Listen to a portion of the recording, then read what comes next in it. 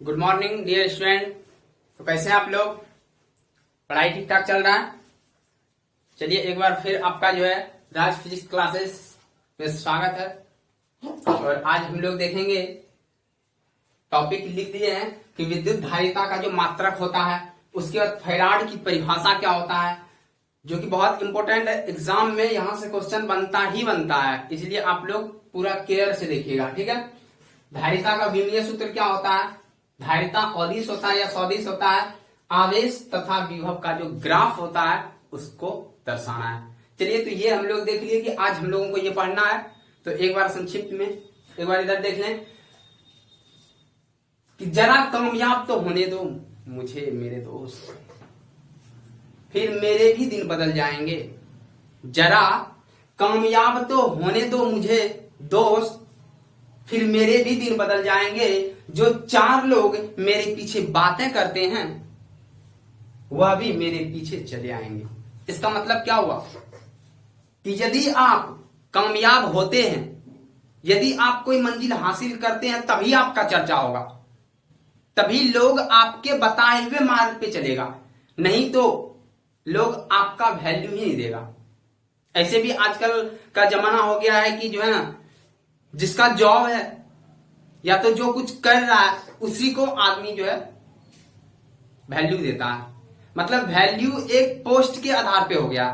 आपका जिस तरह का पोस्ट होगा उस तरह ही आपको इज्जत मिलेगा। मतलब इज्जत पोस्ट को देख के दिया जाता है, आपके हैसियत को देख के दिया जाता है, ठीक है ना।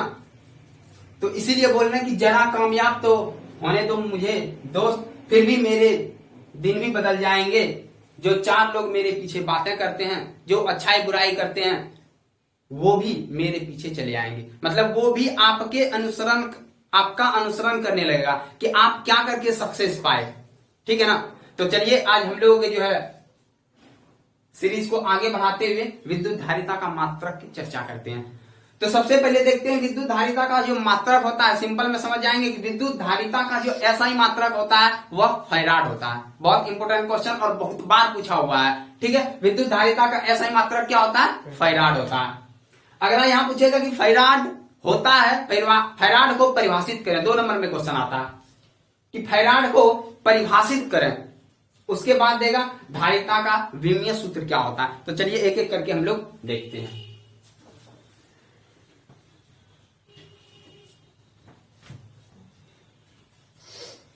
देखते हैं विद्युत धारिता का एसआई मात्रक क्या होता है। एसआई मात्रक हम लोग जानेंगे क्या होता है।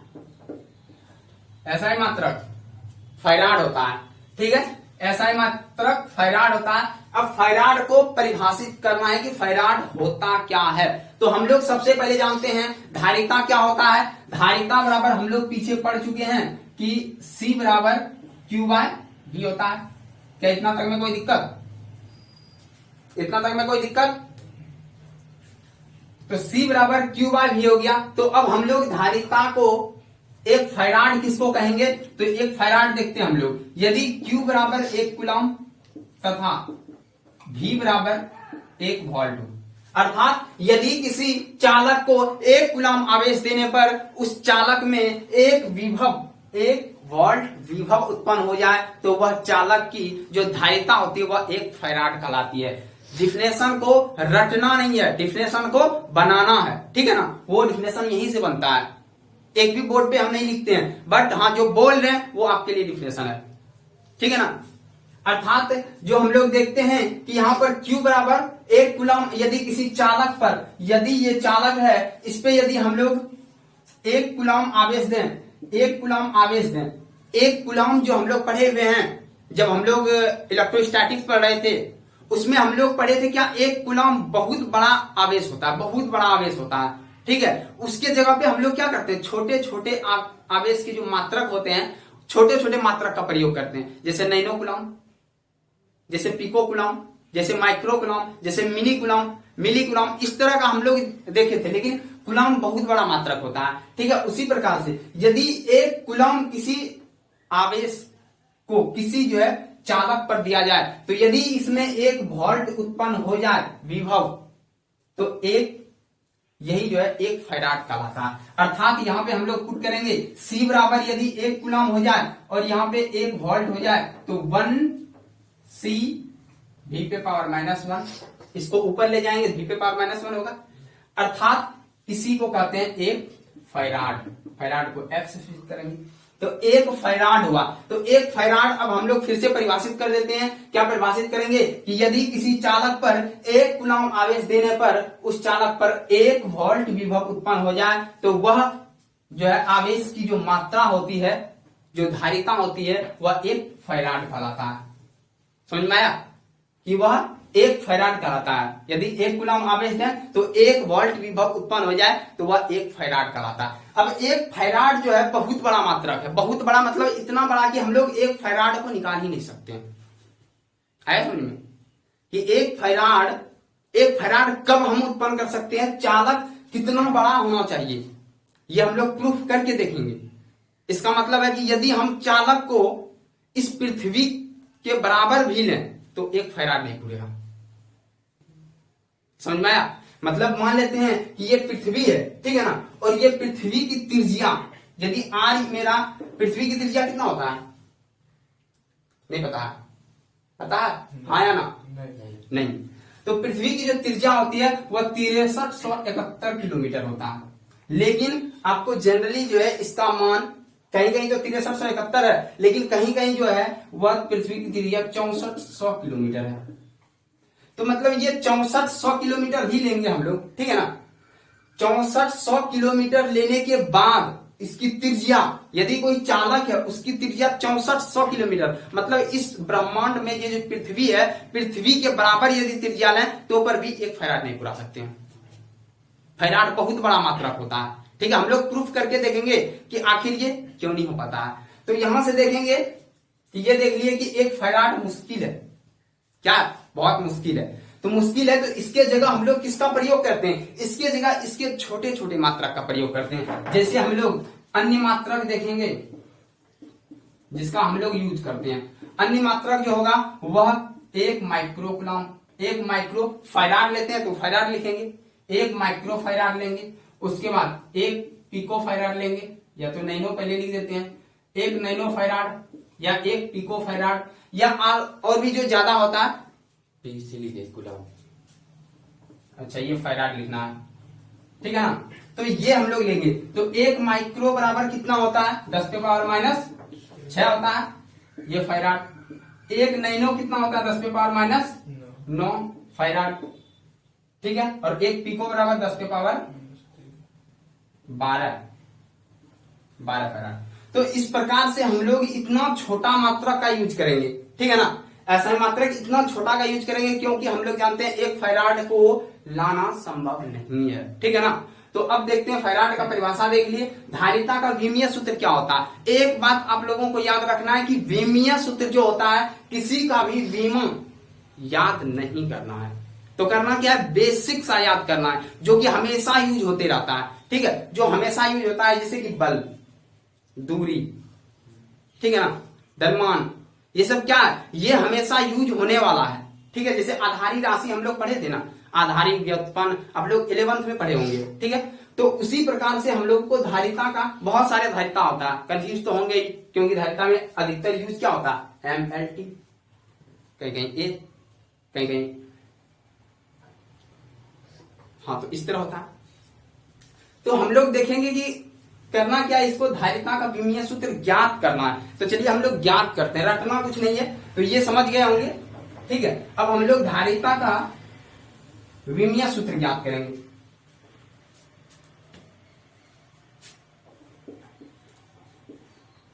विमीय सूत्र, अब देखिए धारिता बराबर हम लोग फॉर्मूला क्या जानते हैं, C बराबर Q/V होता है ना, इतना में कोई दिक्कत नहीं होना चाहिए। उसके बाद ये जो Q होता है, अब Q का तो हम लोग जानते हैं, Q का विमा जानते हैं हम लोग, क्या होता है AT होता है, Q बराबर AT होता है। अब ये देखिए ये भी याद नहीं है, Q बराबर IT हम लोग देखे थे, I मतलब क्या होता है एम्पियर, एम्पियर को हम लोग A से सूचित करते हैं और टाइम को T से, अर्थात Q का जो विमा होगा क्या होगा AT, 80 होगा। तो अब Q का तो हम लोग जान गए, अब V चाहिए, मुश्किल है, V मुश्किल है, क्या याद नहीं है सर, क्या करें। तो चलिए V हम लोग जानते हैं, V का सूत्र होता क्या है, V का सूत्र क्या जानते हैं, चलिए ये Q मान लिए, ठीक है। V बराबर क्या जानते हैं, विभव बराबर क्या जानते हैं, एकांक आवेश को जब हम लोग अनंत से किसी निश्चित बिंदु तक लाने में, विद्युत क्षेत्र तक लाने में जो कार्य करते हैं, अर्थात क्या होता है, एकांक आवेश को ला रहे हैं, आवेश नीचे कार्य ऊपर, समझ में आया। तो यहां हम लोग इसको डिफाइन कैसे करेंगे, V बराबर W बाय Q होगा, यदि इस Q को ला रहे हैं, ठीक है। अब इस Q को ऊपर कर देंगे, Q गुना Q हो जाएगा बटे W। अब यहां ये भी कंफ्यूजन हो जाएगा कि सर कार्य का भी मुश्किल है, क्या कार्य भी याद नहीं है, तो चलिए कार्य नहीं याद है तो कार्य को भी तोड़ देते हैं। तो यहां से इधर से लाना है, ठीक है, Q गुना Q बटे कार्य बराबर क्या होता है, कार्य किसको कहते हैं, जब हम किसी चीज पे बल लगाते हैं, यदि वो विस्थापन ले ले तो विस्थापन बल गुना विस्थापन, अर्थात F गुना S। कोई दिक्कत, बल गुना विस्थापन हो गया। तो यहां से हम लोग देखते हैं, अब हम लोगों को यहां से जो है जनरेट कर देना है, Q का जान रहे हैं, बल एक समान है, नहीं तो इसको भी तोड़ सकते हैं, बल जनरली ज्यादा यूज होता है इसलिए यहाँ पे याद रखना ही पड़ जाता है, ठीक है ना, क्योंकि बहुत जगह इससे अब तोड़ेंगे तो टाइम भी तो लगेगा ना, तोड़ते तोड़ते टाइम लग जाएगा तो फिर क्या फायदा। तो यहां से हम लोग सेकेंड का जान ही रहे, टाइम होता है, ठीक है ना।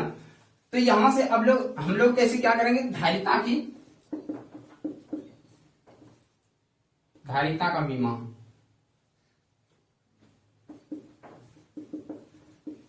विमीय सूत्र जो निकालेंगे, तो आवेश का विमीय सूत्र लिखना होगा, तो यहां लिखेंगे आवेश का विमीय सूत्र, यदि दो आवेश है तो दोनों आवेश का लिखेंगे, और बटे बल का विमीय सूत्र, बल का विमीय सूत्र, और यहां पे विस्थापन का विमीय सूत्र इंटू विस्थापन का विमीय सूत्र।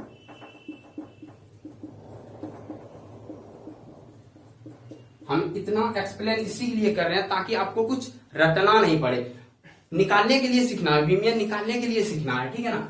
तो हम लोग देखते हैं कि आवेश का हम लोग जानते हैं Q बराबर क्या होता है, AT, अभी जस्ट निकाले, तो ये A और T हो गया, विमीय सूत्र को बड़ी ब्रैकेट के अंदर रखना है।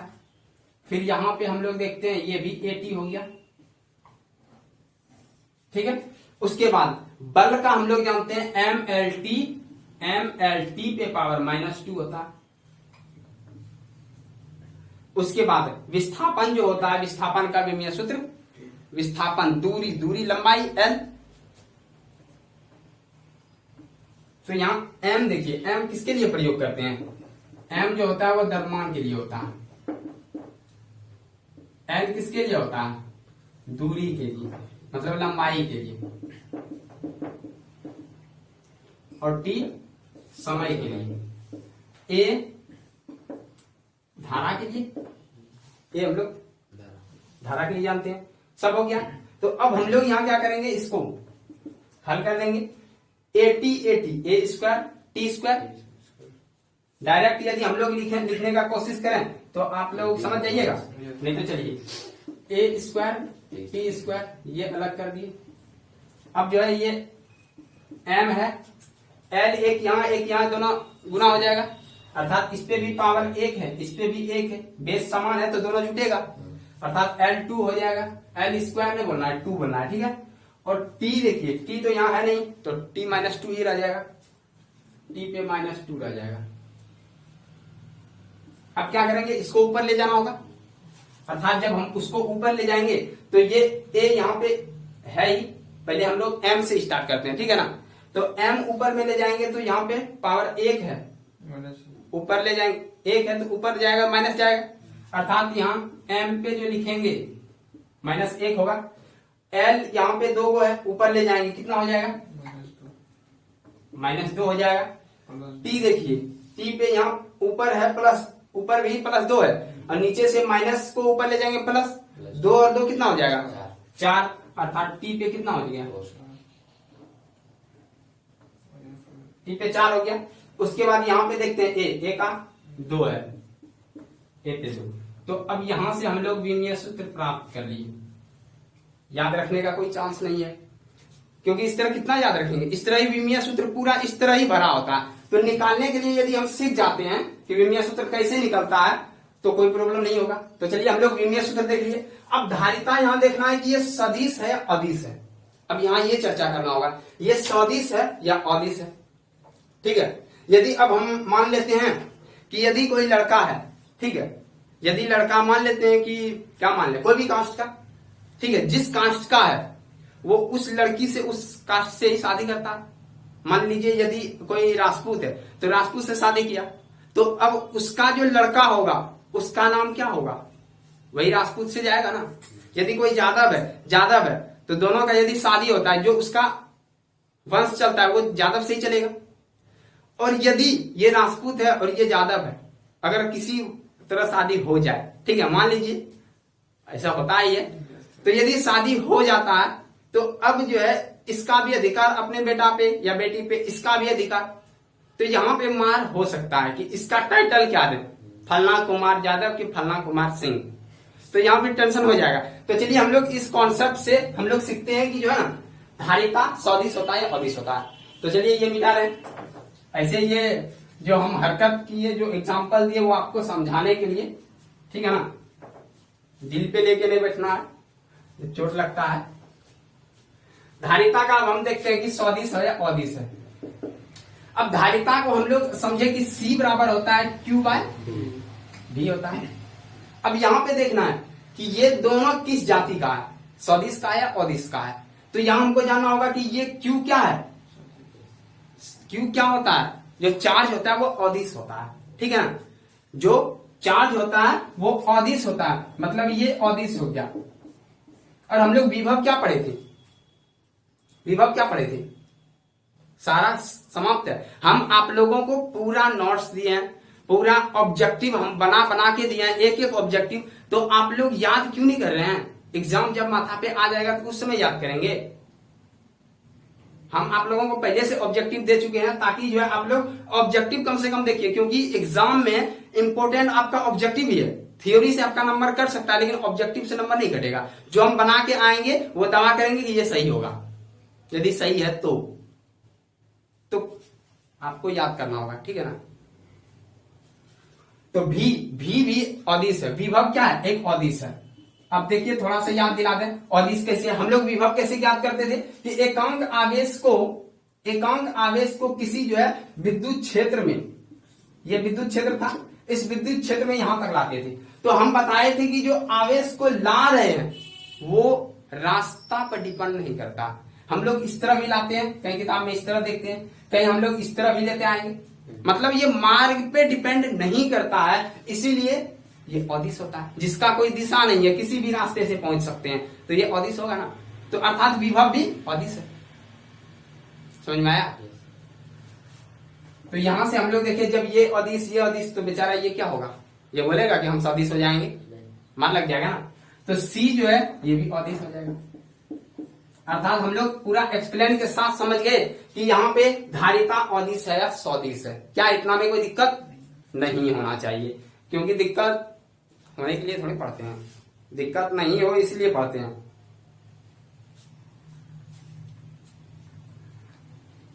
अब देखिए हम लोग ये लास्ट क्वेश्चन पे चल रहे हैं, इसको मिटा दें।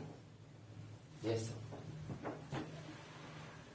अब देखिए लास्ट क्वेश्चन क्या है कि आवेश तथा विभव का ग्राफ कैसे बनेगा। क्वेश्चन यहां से उठता है कि आवेश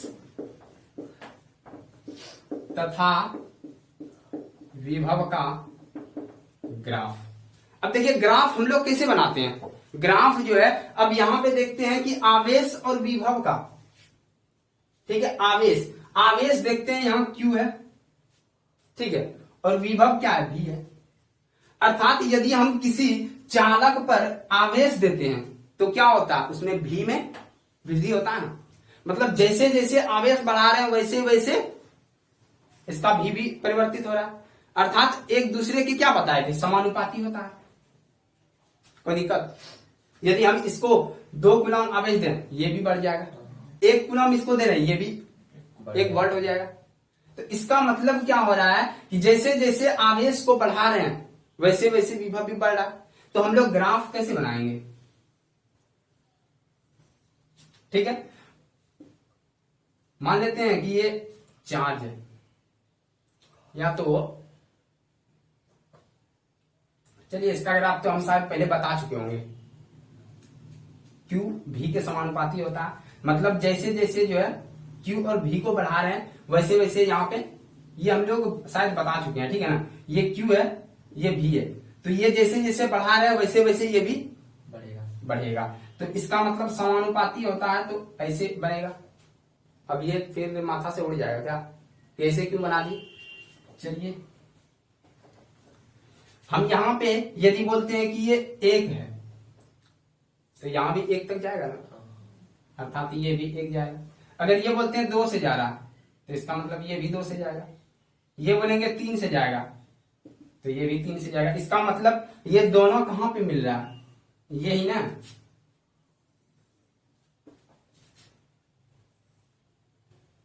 इस तरह बनाते हैं, क्योंकि जैसे जैसे जो अनुपात में बढ़ रहा है वैसे वैसे जो है इसका पॉइंट भी बढ़ रहा है, दोनों एक ही साथ बढ़ रहा है, ठीक है ना। जब दोनों साथ बढ़ रहा है तो ये समानुपाती का हो गया। अब यहां ग्राफ हम एक और देख लेते हैं, कौन सा? तो विभव और धारिता का देखते हैं, ठीक है। ये हम लोग देखिए आवेश, शायद ये हम पहले बता चुके हैं, इसीलिए जहां तक हमको याद आ रहा है। अब हम लोग देखते हैं